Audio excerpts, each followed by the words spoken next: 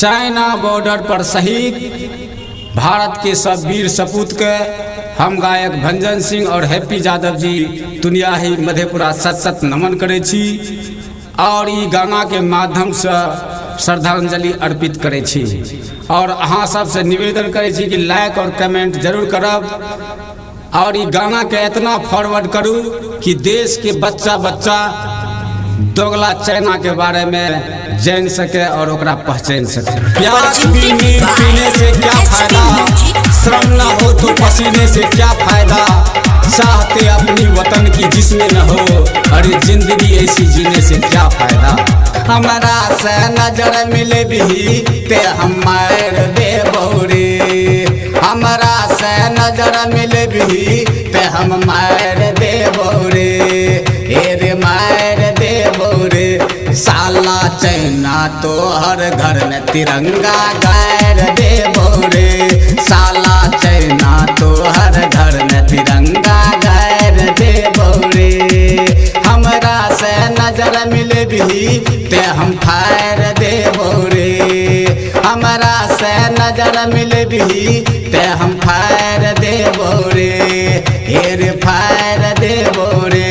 दगला China सुन ले घर में तिरंगा गाड़ दे बौरे, दगला चाइना सुन ले घर में तिरंगा गाड़ दे बौरे। क्या नाम है आपका? हम लोग ये मिजाज ये तेवर नहीं रखते, हाथों में फूल जेब में खंजर नहीं रखते।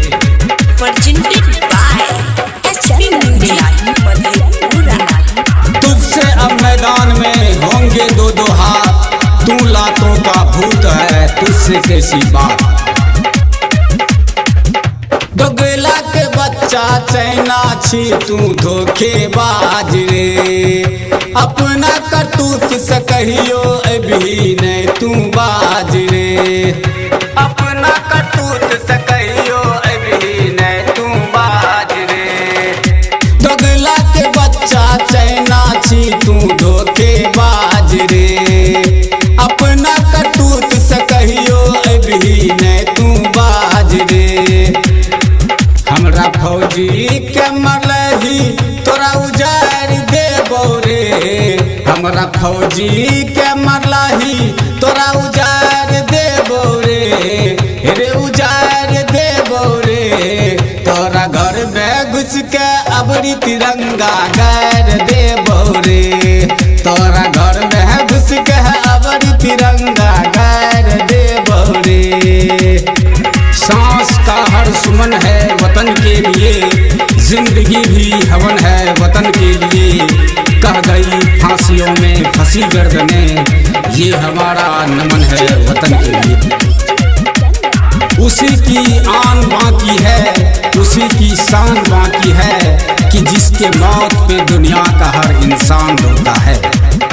बिस्टा फौजी के बदला 200 तो हर मार बौरे, काली माई के बैल सबके हमें अब चढ़े बौरे, काली माई के बैल अब हमें सबके चढ़े बौरे। बिस्टा फौजी के बदला 200 तो हर मार बौरे, काली माई के बैल सबके हमें अब चढ़े बौरे। भारत माँ के बच्चा बच्चा अब तोरा गाड़ दे तोरे, भारत माँ के बच्चा बच्चा अब तोरा गाड़ दे तोरे, रे गाड़ दे तोरे। हमरा भारत तरफ तक भी तसीना फाड़ दे तोरे।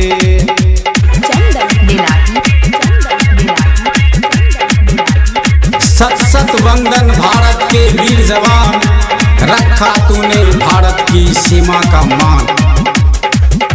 बिगड़ल छबरी सुन ले भारत के मिजाज रे, हैप्पी यादव दुनियाही वाला दै छौ चैलेंज आज रे, हैप्पी यादव दुनियाही वाला दै छौ चैलेंज आज रे। बिगड़ल छबरी सुन ले भारत के मिजाज रे, हैप्पी यादव दुनियाही वाला दै छौ चैलेंज आज रे। अब अबरी सरहद जो बढ़ल ही विश्व फाड़ देबो रे, अबरी सरहद पर टपल ही विश्व फाड़ देबो रे, हे रे फाड़ देबो रे। भंजन सिंह कहे 14 लाख बच्चा गाड़ देबो रे। Presented by